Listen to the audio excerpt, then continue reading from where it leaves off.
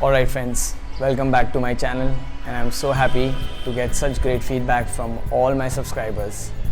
Well, this video is dedicated to Thunderbird 500 Royal Enfield, which a lot of you people are waiting for. I'm extremely sorry I delayed this because I was not getting this bike. And the main reason I wanted to review especially this bike is because this bike is 2.5 years old. My review is the rider's perspective review. It's not a tech spec review, and it is completely based on how the experience of riding this bike is. The rider who owns this bike, his name is Mahesh. He's my very old friend. In fact, we have also restored a machismo, as you can see. This is a 13-year-old machismo which was maintained by Mahesh and me, and we kept it as it is.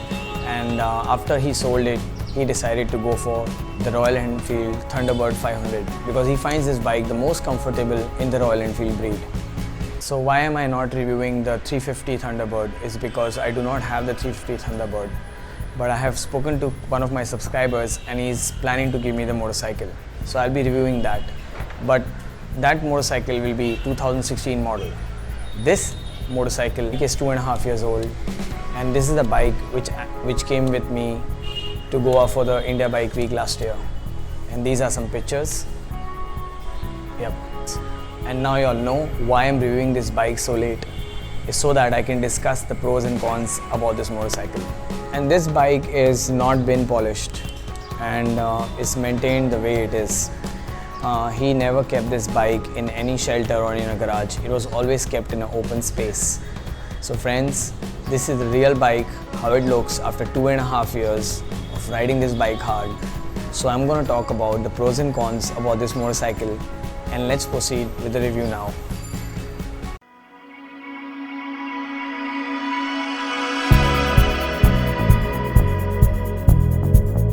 Alright friends, so this is a stock silencer. He has never changed it.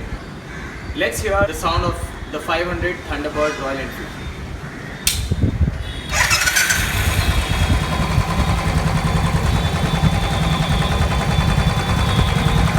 Please note, he has kept the engine very fast. Usually on the RPM, it should be on 1, which is to 1000.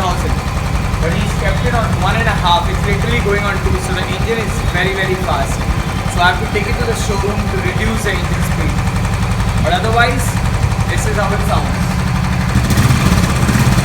Thunderbird 500 actually growls. It's not a thump, it's more of a growl. If you reduce the engine speed and change the exhaust, you will get the thump even in the Thunderbird 500. This single cylinder 4-stroke twin spark air cooled engine, which is 499cc, gives a compression ratio of 8.5:1. This engine is coated completely black, and it's a little difficult to maintain it after some time. As you can see, the oil stains. It's a little difficult to remove that, but still it's pretty good. The side panels of the battery cover and the air filter cover are triangular in shape, and then they have this capsule shaped looking cover. This capsule shaped cover is present in every Thunderbird. The 20-liter fuel capacity tank looks a little bulky on the Thunderbird, but it helps for riders to take it for long rides. Fuel cap does not have a top lever and water does penetrate through it, so we have to put a cover to protect it. The bracket which holds the handlebar does get corrosed, and we have to replace it every 1.5 to 2 years. The dual speedometer cluster looks really attractive. However, there are some issues which we face. Let me put it on. As you can see, it's pretty cool and illuminates a blue light. The fuel indicator is a big problem for us. It always shows half or 1, but actually it's full tank. The neutral light keeps going on and off even when it's on neutral, and it also shows a fuel pump indicator at certain times. The select button helps you to choose between trip A, trip B, and also your clock. And the right side button, which is a set button, allows you to confirm the entry which you've done. The speedometer has been replaced twice by the Royal Enfield service guys because of the complaints we have given. They're pretty helpful and provided us the new indicators, but in the end they're still not working as per our expectations. The left side of the handlebar has a good grip and a good clutch system. The clutch lever is pretty smooth and very flexible. We have a pass-through, a dipper and high beam, a left and right side indicator switch, and also your horn. These mirrors look pretty weird to me because they are so heighted and they vibrate a lot. The right side on the handlebar we have the kill switch, and then we have the light switch and also your ignition starter. The disc brakes are pretty nice, and that's the assembly for the same. As you can see, there are a lot of wires here, and this part basically is junking because of water. I'll also show you the other parts which are junking near the fork assembly. These brackets, and as you can see, the top part of the fork is already junked. This happens due to water deposit. Now let's talk about the seat. I think the seat is very comfortable. I was riding this bike for a very long time, and I feel the rider's position is pretty nice. Let me show it to you. Well, this is how I sit on this motorcycle. It's quite upright. You have ample of space to move your legs, change the gears. After a few hours of riding, you might slouch like this, and that could be a little painful on your back or near your shoulders. So try to be straight, it will be better. Now I will demonstrate by sitting behind for the pillions position. Well, this position is pretty nice too. It's little heighted from the rider's perspective, and I like that. But remember, this backrest is no use. It's not for your back. It's literally near your hip. So it just helps as a grab bar more than a back support. Keep that in mind. You can put an extended one if you wish to. The front tire is a 90:19 and the brakes are 280mm disc. They have 2 piston calipers. These telescopic 41mm forks are 130mm travel, and they're pretty cool. The chopper style handlebars are pretty sick, and these mirrors kind of don't do justice to it.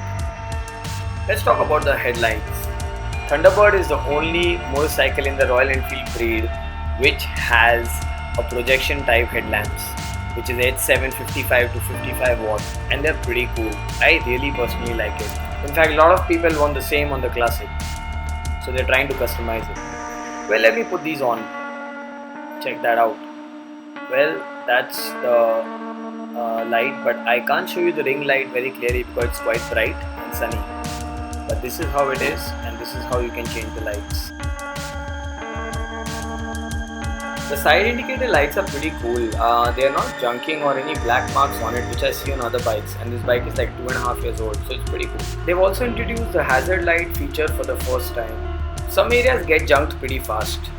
The twin gas charged shock absorbers with 5-step adjustable preload 80mm travels are pretty decent and can absorb shock pretty well. I'm so happy to see a 240mm disc single piston caliper brake at the rear. I like the rear fender and this 5-positioned LED tail light, which looks really cool when it's on. Well, the weight of this bike is 195 kilos.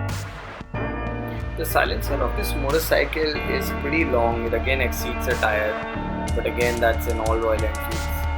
I like this aerodynamic shape and the flow of this motorcycle, which matches the tank very well. Well, the wheelbase of this bike is 1350mm, and I like the ground clearance, which is 140mm. And the length is 2060mm. This roadster has a maximum power of 27.2 bhp at 5250 rpm and maximum torque at 41.3 Nm at 4000 rpm. Alright friends, I hope you liked my review, and if you did, please share my video, and if you've not subscribed, please subscribe to my video. If you have any comments, please comment below and I'll be glad to support you. And I'll be keep doing these videos to make you guys happy, and it's because of your support I'm able to achieve this and take it forward. So as usual, eat well, sleep well, be good. Signing off, Ride with Raj.